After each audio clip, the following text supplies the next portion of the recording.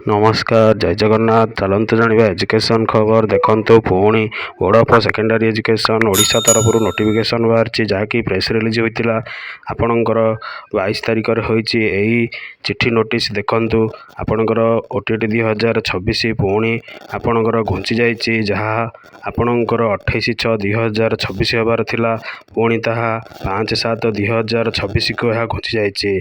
तो date of examination 5/7/2026 हेब। Paper 1 आपणकर 9टारू 11:30 और पेपर 2 2टारू 4:30 मध्य हेब। जो कैंडिडेट मैंने डाउनलोड एडमिट करेंगे से एगेन आउ थे एडमिट कार्ड डाउनलोड करने आवश्यक नहीं। एने विज्ञप्ति प्रकाश पाई बोर्ड तरफ। तो बारंबार यही ओटीटी पेपर आपणकर घुंची घुंची चली से अनुसार आप प्रिपेरेसन करूँ। टाइम और एग्जामिनेशन आहरी बहुत समय मिलला तेणु आपणकर 5 जुलाई 2026 पेपर 1 9टारू 11:30 और पेपर 2 2टारू 4:30 मध्य हेब। यही बारंबार घुंचबार कारण कौन पूर्वर 21 जून निर्धारित होता ओटीटी जहाँफल आपणकर नीट परीक्षा थिला तेणु सरकार ताको घुंचाई एवं पुणी से 28 तारिख में आरआई अमीन परीक्षा रही तेणु सरकार यहाँ घुंचाइबा निर्देश देते। तेणु ओटीटी परीक्षा 28 बदल में आपणकर 5 जुलाई 2026 मध्य पुनर्बार अनुष्ठित हो। चलन जाना आउ एक एजुकेशन खबर देखु भिन्न सूत्रु प्रकाश जे सरकार कौन करना बही गुड़िक बदलवाई पुणी बही छपा चली एवं भी पाठ्यपुस्तक पठा जाउची एवं भूल थिबा चित्र रे स्टिकर मारी ठीक करा जाउची।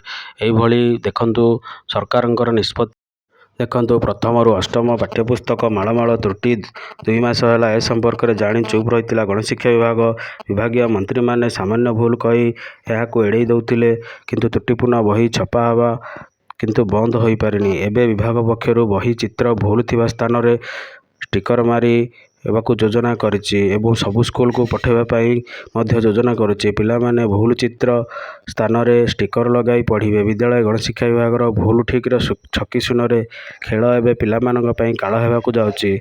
कोमलमती छात्र छात्री माने भविष्य अंधार रे छापिବାକୁ निष्पत्ति होता। एथिपाई गत वर्ष मे 21 तारिख राज्यस्तरीय कमिटी बसिथिला 2,09,38,273 खंड बही छपाଯିବ ବୋଲି କୁହାଯାଇଥିଲା। पाठ्यपुस्तक उत्तरदायित्व शिक्षक शिक्षा निर्देशालय एसीआरटी नहीं एवं पाठ्यपुस्तक उत्पादन विक्रय निर्देशालय नहीं। यही संख्यार बही छापी एते संख्यार बही छापिले तेणु संख्यार बही छापिबापी सरकार क्षमता नथिबा बेले प्राइवेट संस्था मानक प्रेस मानक दि जाइथिला।